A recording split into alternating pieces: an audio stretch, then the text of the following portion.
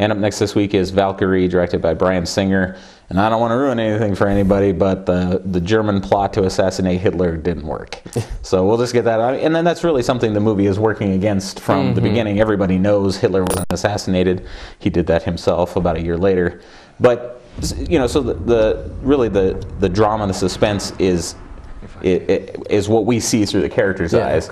And Tom Cruise plays Colonel Stauffenberg, who was essentially the mastermind. I mean, he wasn't the guy that really set everything in motion, but he had the most cogent plan for getting rid of Hitler. And so, you know, I thought the suspense was remarkably good, given that you knew that Hitler isn't going to be killed by this plot. And it's really more of a history lesson than anything else. Yeah, it really is. I mean, this...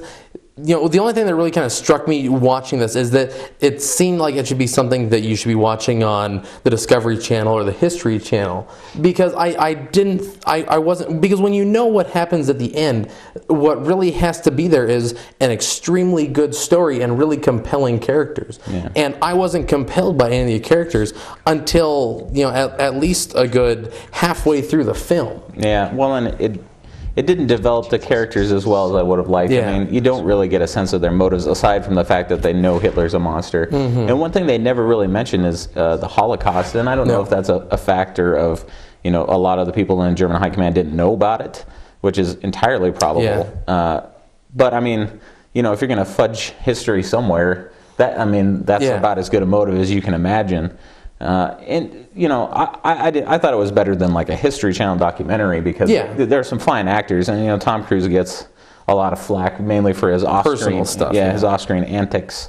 But I thought he was very compelling in this, particularly. I mean, right at the end, it really seemed to get everything glued together. Yeah, and right at the end, when essentially.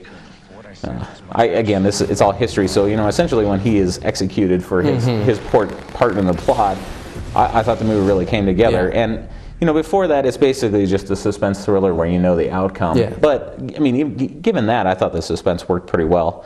You know, not a great movie, and I think it really needed probably fewer characters and more development time for each of those characters. But overall, I really liked it, so I'm going to say see it. I'd agree, and we'll be right back with our next review.